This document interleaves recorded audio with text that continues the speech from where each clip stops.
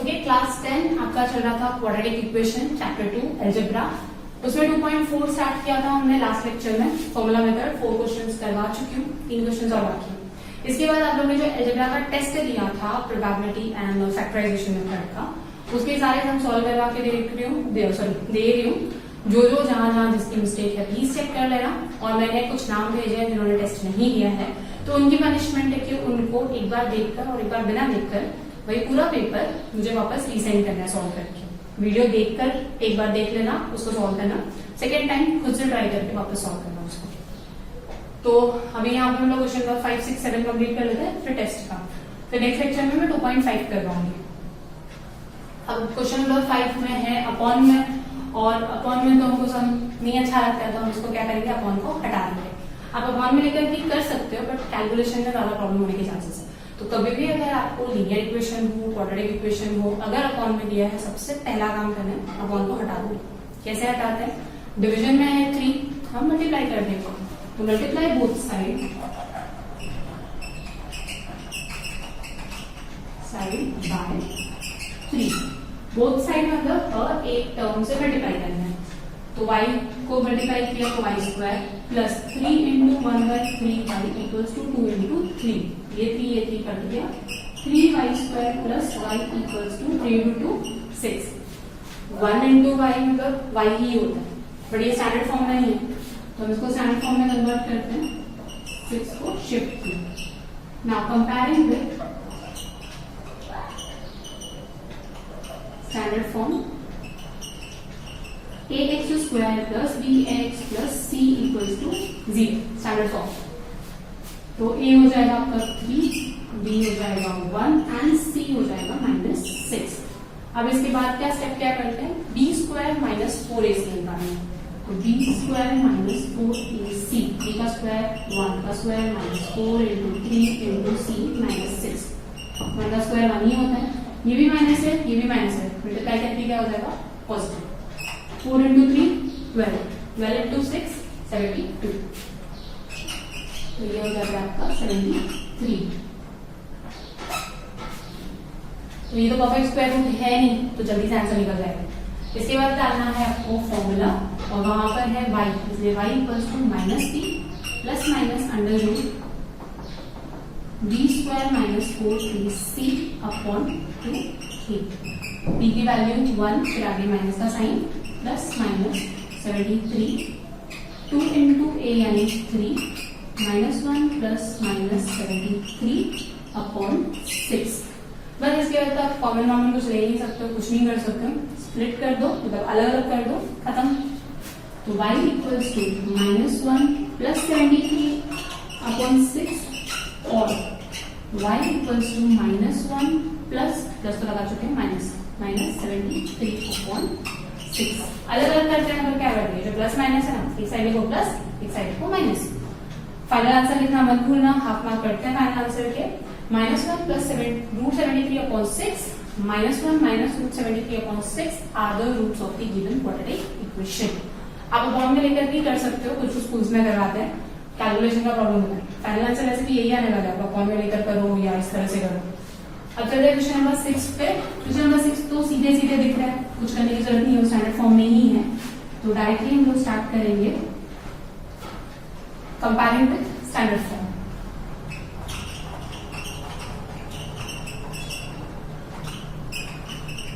Comparing with standard form, ax square plus bx by ax square plus bx plus c equals to 0।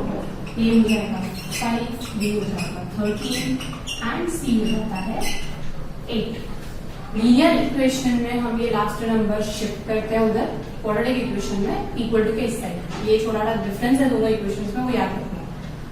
अब इसके बाद निकालोगे b square minus 4ac, तो 13 का square minus 4 into 8 into 8। 13 का square होता है 169, 4 इंटू 5 20, 20 इंटू 8 160। आंसर आ जाएगा 9। ये परफेक्ट स्क्वायर है, तो ये जो प्लस माइनस है थोड़ा एक्स्ट्रा करना पड़ेगा, क्योंकि 9 का स्क्वायर होता है 3। इसके बाद आता है फॉर्मूला, यहाँ पर xc है, तो x equals to -b plus minus under root square minus 4ac upon 2a, b 13 minus 13 plus minus under root 9 upon 2 into a की वैल्यू 5। इसी वजह से माइनस 13 को कुछ नहीं कर सकते हैं, प्लस माइनस रूट 9 क्या निकलेगा बाहर 3, 5 इंटू 2 10। कॉमन तो नहीं रह सकते, यहाँ से भी स्प्लिट करना शुरू कर देते। x equals to minus 13 plus 3 upon 10 और x equals to minus 13 minus 3 upon 10। तो यहाँ पर माइनस 13 प्लस 3 होता है minus 10 upon 10, that is 1 negative में, और कितना हो जाएगा 13 माइनस 16 अपॉन 10। इसका आंसर आएगा 2 से ज्यादा करो माइनस 8 अपॉन 5। तो आपकी वैल्यू लिखी -1 -8 upon 5 are the roots of the given quadratic equation. क्या किया हम लोगों ने, सिर्फ वही वापस b स्क्वायर माइनस 4ac निकाला तो 9 निकला, 9 की वैल्यू पुट की, रूट निकाला तो स्क्वायर रूट निकलता है 9 का, एक बार प्लस के साथ एक बार माइनस के साथ। यहाँ पर एक चीज ध्यान रखना, आगे के साइन को कुछ नहीं करना है, वो वैसे ही वैसे ही रहेगा दोनों में, -13 -13 ही रहेगा, ये बीच का साइन चेंज होता है, एक बार पॉजिटिव एक बार नेगेटिव, एक पॉजिटिव एक नेगेटिव माइनस करना है, साइन किसका लगेगा बड़े नंबर का, दोनों नेगेटिव प्लस करना है, साइन किसका लगेगा बड़े नंबर का। तो यहाँ पर दोनों आंसर्स आपके नेगेटिव में आते हैं, एक है -1 और एक है -8 अपॉन 5। इसके बाद क्वेश्चन नंबर 7 जो है वो एक्टिविटी टाइप है, उसमें आपको स्टेप्स दिए हुए हैं, स्टेप्स मतलब यही वाले स्टेप्स है, तो आपको ये वापस फॉर्मूला मेथड से ही सॉल्व करना है, बस थोड़ा सा डिफरेंस ये कि रूट में, ठीक है, सॉल्व करते हैं इसको भी। वापस वही लिखेंगे हम लोग कंपेयरिंग विद, तो अभी मैं डायरेक्टली लिख रही हूँ, मेरे सेंटेंस वापस लिख देना है, तो कंपेयर कर वो सेंड फॉर्म ही है, a आ जाएगा आपका 1, b आ जाएगा 2 3 एंड c आता है 3। -4ac b का स्क्वायर यानी 2√3 का square -4 into a into c। अब यहाँ पर रूट स्क्वायर निकालते टाइम ध्यान देना, 2 बाहर है तो 2 का स्क्वायर निकलता है 4, √3 का स्क्वायर क्या होता है 3 माइनस, क्योंकि एक ही नेगेटिव है तो 4 इंटू 1 4, 4 इंटू 3 12, 4 इंटू 3 भी 12 होता है, ये भी 12 होता है, 0। चलो आधा फॉर्मूला तो खत्म, b स्क्वायर माइनस 4ac की वैल्यू लिखने की जरूरत नहीं है, 0 या। अब डालेंगे हम फॉर्मूला है x इक्वल्स टू, यहाँ से शुरू करते हैं, x equals to -b plus minus b square minus 4ac upon 2a। b की वैल्यू थी 2√3, तो -2√3 plus minus 0 upon 2 into 1।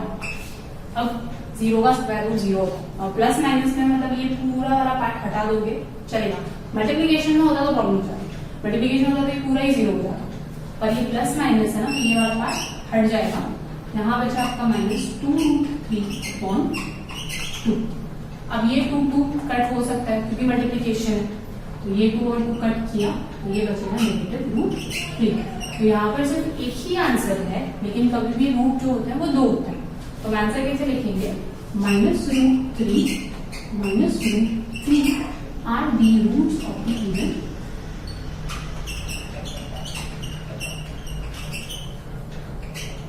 Quadratic equation. Quadratic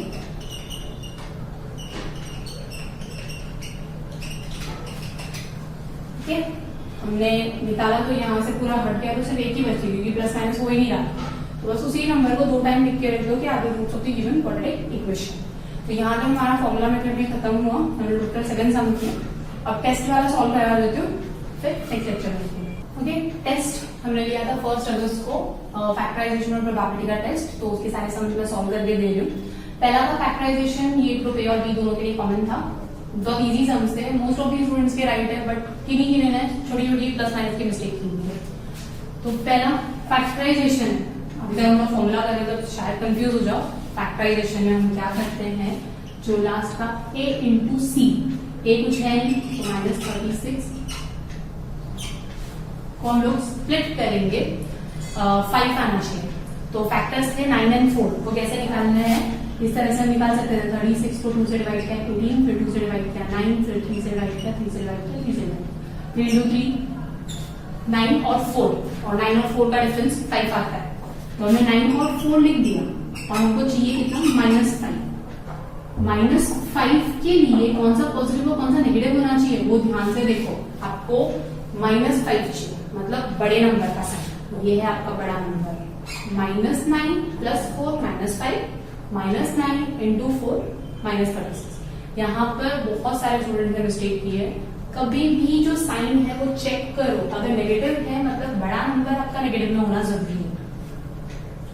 फिर factor split, x² - 9x + 4x - 36 = 0। इसमें से x कॉमन था, x - 9, इसमें से 4 कॉमन था, x - 9 = 0, x + 4 x - 9 = 0। फिर स्प्लिट, x - 9 = 0, therefore x = -4 और x = +9। लास्ट में भी +9 का मिस्टेक किया था। एंड फाइनल आंसर बहुत सारे लोगों ने नहीं लिखा था, प्लीज फाइनल आंसर लिखो। -4 and 9 are the roots of the given quadratic equation. जैसे हम फॉर्मूला मेथड में लिखते हैं, सेम वे में ये वाला जो फैक्टराइजेशन मेथड है उसमें भी फाइनल आंसर लिखना जरूरी है।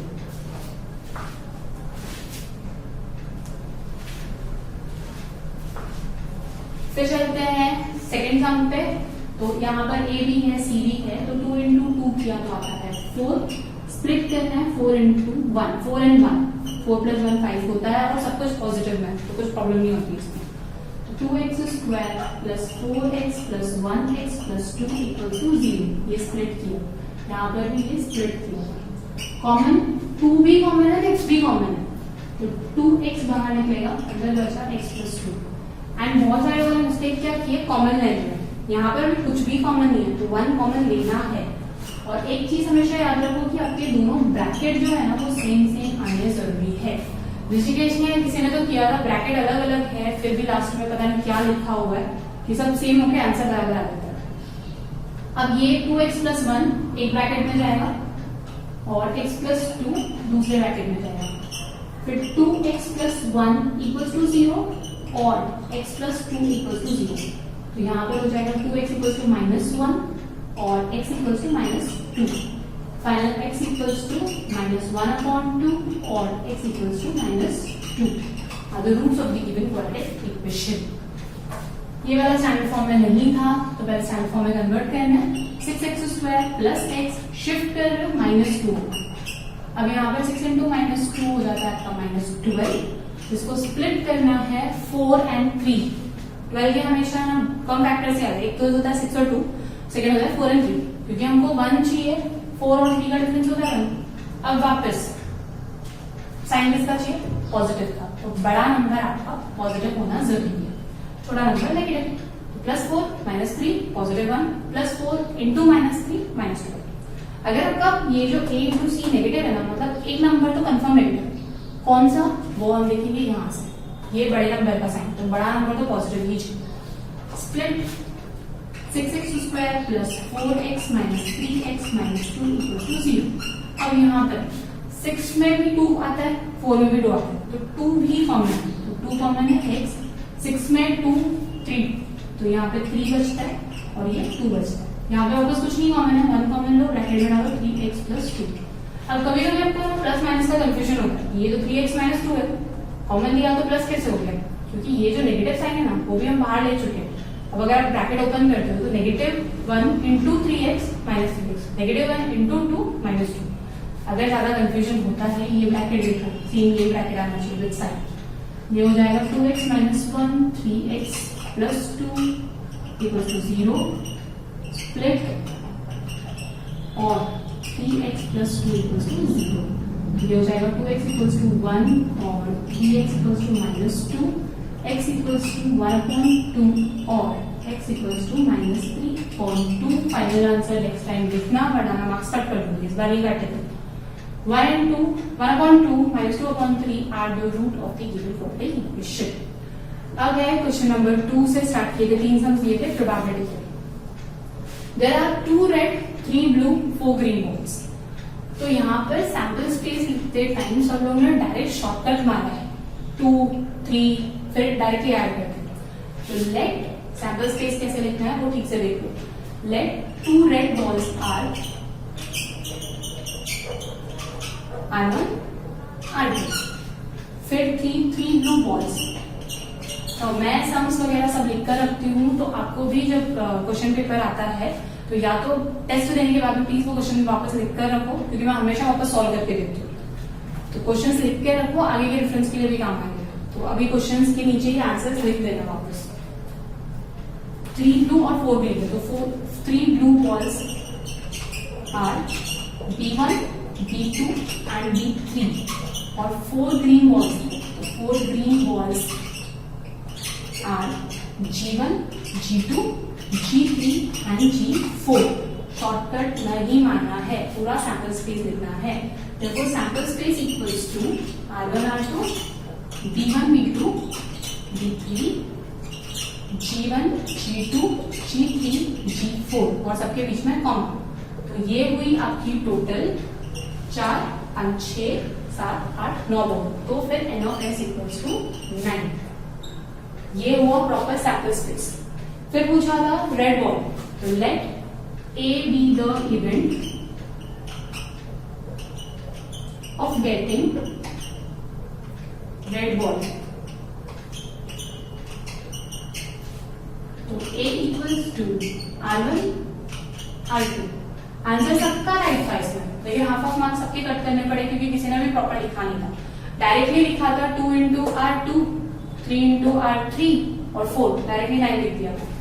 तो यहाँ पर N ऑफ A आ जाएगा आपका 2 और प्रोबेबिलिटी पूछी है, यानी P of A equals to N of A upon N of S, that is 2 upon 9। And इसमें भी किसी ने फाइनल आंसर नहीं लिखा है। लास्ट में आपको लिखना है probability of getting red ball equals to 2/9, probability of getting blue ball equals to 3/9, that is 1/3, and probability of getting green ball equals to जितना भी रहेगा। तो फाइनल आंसर सबका लिखना है। इसके बाद सेकेंड इवेंट पूछा था कि ब्लू बॉल कितनी होगी, ग्रीन बॉल कितनी होगी। ग्रीन से रफ कर देते हैं। फिर सेकेंड इवेंट लिखेंगे late B be the event of getting blue ball। तो आपका B आ जाएगा B1, B2 एंड B3।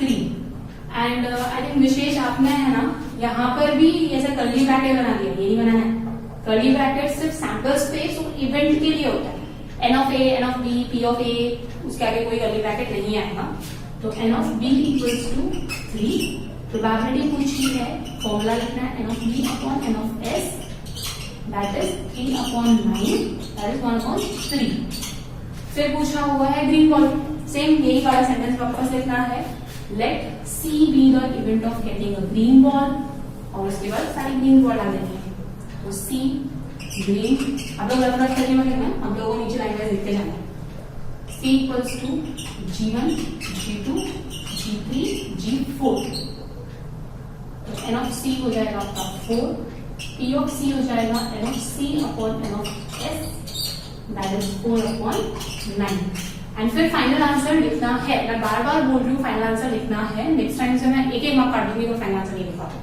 बहुत इंपॉर्टेंट है ये, यहाँ तक खत्म हो गया ना, उसके बाद वापस लिखो probability of getting red ball equals to 2/9, probability of getting ऐसे लिखना है, पूरा आंसर करके लिखना है और आंसर को प्रॉपर ब्रैकेट में डालना है। Answer 1, probability of getting red ball equals to कितना है, ब्लू बॉल से कितना, ग्रीन बॉल इक्वल्स टू कितना है। पेपर का फॉर्मेट मार्क्स करते हैं इन सब चीजों में। तो आंसर अगर आपका इस तरह से प्रॉपर ब्रैकेट में नहीं लिखेगा, फॉर्मूला प्रॉपर नहीं लिखेगा, हाफ मार्क्स सबने करते जाए। पूरा सम राइट होने के बाद भी आप लोग को सिर्फ 1 मार्क मिलेगा अगर आप प्रॉपर फॉर्मूला या प्रॉपर सब कुछ ब्रैकेट्स वगैरह प्रॉपरली नहीं डालते हो। इसके बाद सेकेंड था प्रोबेबिलिटी का, वो कॉइन टॉस करने वाला, ऑलमोस्ट सब लोग का राइट था, फिर भी मैं कर देती हूँ। तो अभी क्वेश्चन नंबर 3 था, the 2 coins are tossed, तो सैंपल स्पेस या फिर पहले यहाँ पे लिखो 2 coins are tossed,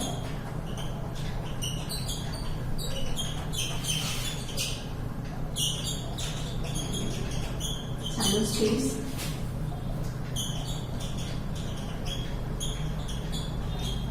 S equals to HH, TD, HP और TH। फिर N of S equals to 4। तो यहाँ तक अपना सैंपल स्पेस दिखना चाहिए। उसके बाद था गेटिंग एटलीस्ट टू 1 हेड, तो let A be the event of getting at least 1 head at least मतलब होता है कम से कम एक हेड तो मिलना चाहिए, कम से कम या एक से ज्यादा, एक या एक से ज्यादा। तो यहाँ पर एक और एक से ज्यादा था एच एच, एच टी और टी एच। ये हो गया N of A equals to 3 और probability of A equals to N of A upon N of S that is 3/4। फिर उसके बाद सेकेंड था गेटिंग नो हेड। तो let B be the event of getting no head. अब no head मिलने के chances में सिर्फ एक ही है कि दोनों टेल मिलेंगे। तो N of B equals to B equals to tail tail. N of B equals to था 1, P of B equals to N of A B upon N of S that is 1/4। फिर वापस final answer लिखना है probability of getting at least one head equals to 3/4, probability of getting no head equals to 1/4। इसके बाद था question number 4 जो almost सबने sample space में बदला किया हुआ है। आप लोगों को इसमें कुछ नहीं लिखना है, सेंटेंस लिखना है। पूरा सैंपल स्पेस लिखने की जरूरत नहीं है, अगर लिखना आता है तो वेल एंड गुड, नहीं लिखना आ रहा है मत लिखो। A card is drawn from pack of 52 cards।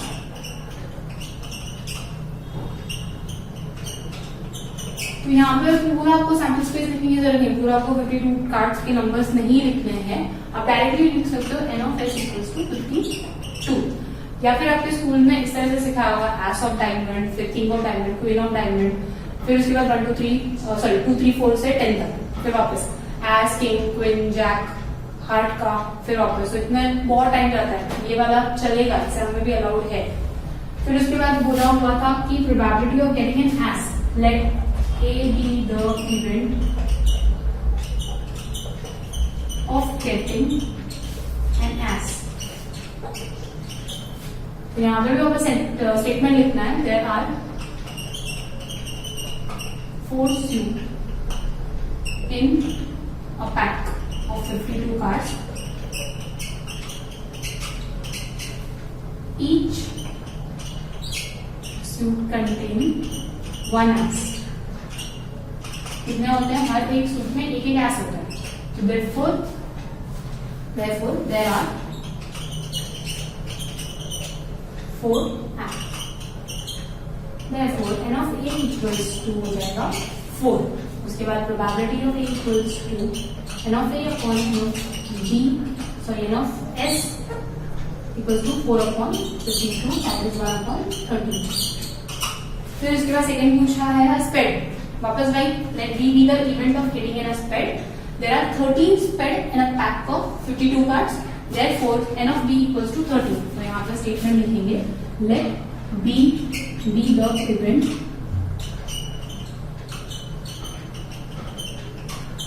Of getting a spade. There are 13 spade in pack of 52 cards, therefore n of b equals to 13, p of b equals to n of b upon n of s that is 13/52 which is equal to 1/4। तो यहाँ पर complete हुआ हमारा group A और B का common वाला। अभी चलते हैं ग्रुप ए के एक्स्ट्रा सम्स। अब चलते हैं ग्रुप ए के जो एक्स्ट्रा सम्स है उसके ऊपर। ये 2 फैक्टराइजेशन के सम दिए थे एंड 2 प्रोबेबिलिटी के सम्स दिए थे। फैक्टराइजेशन उज्जवल का पूरा राइट था, अमेय ने छोटी मोटी मिस्टेक की थी, पार्थ को आया नहीं, पूर्वा ने भी ऑलमोस्ट राइट किया था, छोटी मोटी मिस्टेक्स। अब यहाँ पर 6 है और 6 को स्प्लिट करना है कि प्लस माइनस करने पर आना चाहिए 3√3 और मल्टीप्लीकेशन करने पर आना चाहिए 6। तो हम 6 को जनरली क्या करते हैं 2 3 और 3 यही 2 फैक्टर होते हैं 6 के। तो अभी 2√3 और √3 इन दोनों को अगर मल्टीप्लाई करें, मैंने 3 को क्या किया स्प्लिट कर दिया, 2 और 3 यही 2 फैक्टर है, तो हमें 3 को क्या किया √3 स्प्लिट कर दिया।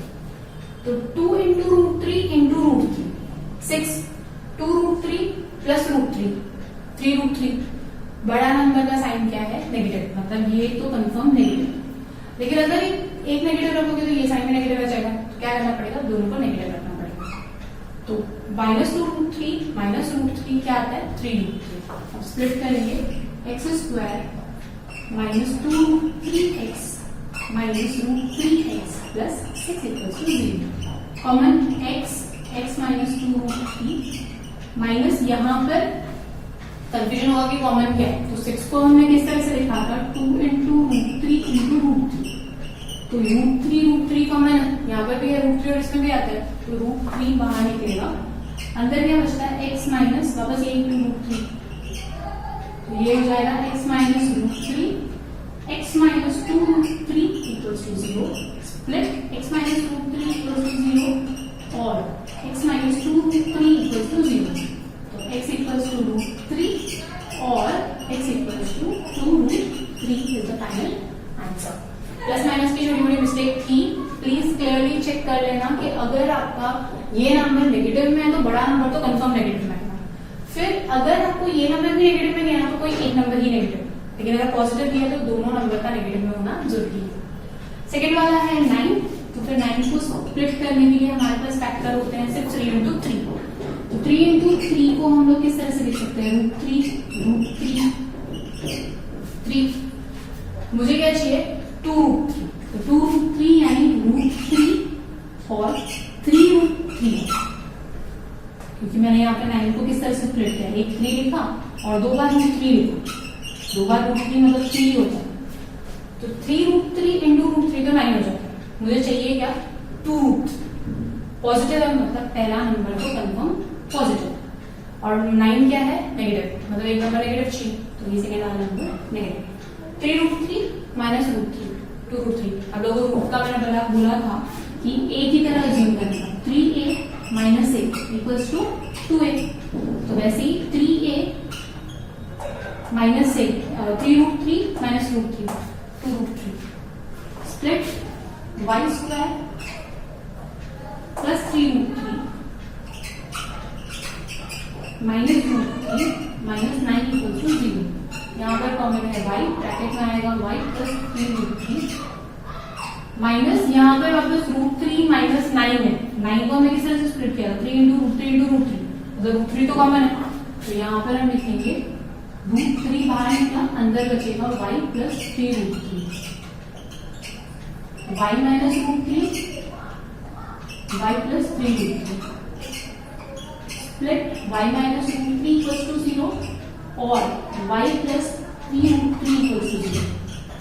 ये हो जाएगा y = √3 और y = -3√3। तो ये √3 को जब स्प्लिट करना रहेगा तो आप दो रूट को मल्टीप्लाई करोगे तो सेम नंबर आता है, तो इन्होंने स्प्लिट किया।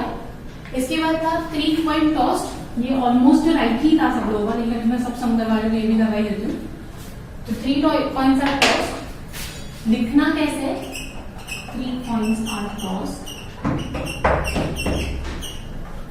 therefore sample space equals to,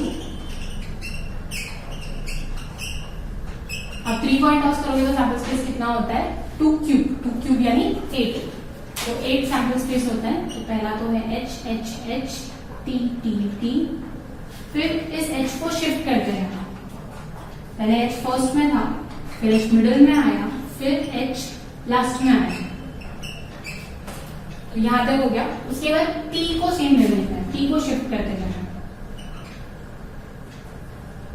H T पहले T स्टार्ट में आया और 2 H आए, फिर T मिडिल में आया और 2 H आए, फिर T लास्ट में आया। इस तरह से याद हो गया तो 8 इजीली हो जाता है। पहले क्या किया हम लोगों ने H H T T लिख दिया, फिर बाकी सब अल्फाबेट्स वैसे बाकी वैसे ही रखना है, सिर्फ H लेना है। H को पहले फर्स्ट पे लिखा, बाकी का T मिडिल में लिखा, फिर लास्ट में लिखा, फिर T को सेम करना है, फर्स्ट में लेना है, मिडिल में लेना है, लास्ट में लेना है। इवेंट चाहिए था हमको, find probability with the tail appears in the middle, तो let A be the event of getting tell,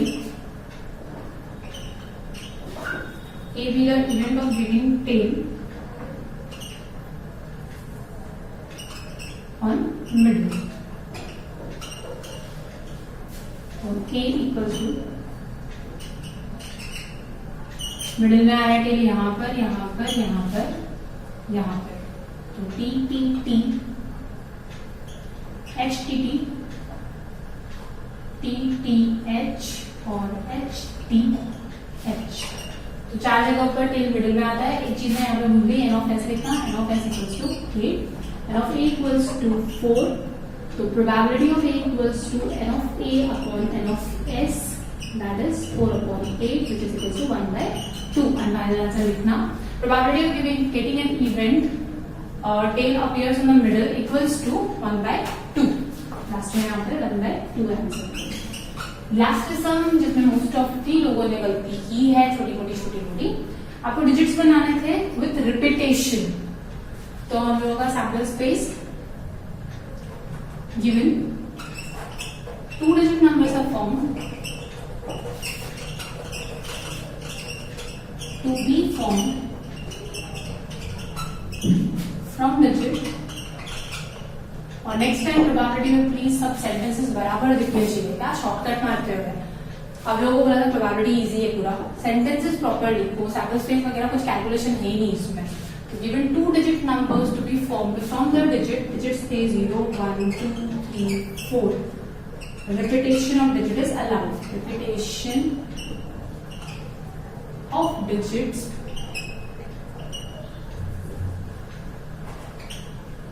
are allowed। तो यहां पर देखो सैंपल स्पेस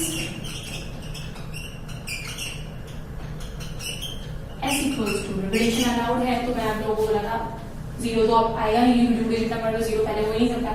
1 को लो सबके साथ में, तो 10 11 12 13 14, फिर सेम वे में 2 को लेते हैं, 20 21 23 24, फिर 3 को लेते हैं, 30 31 32 33 34, फिर 4 को लेते हैं, 40 41 42 44।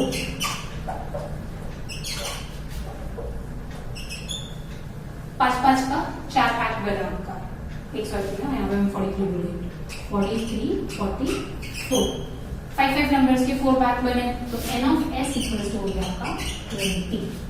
फिर चाहिए था गेटिंग अ प्राइम नंबर, तो let A be the event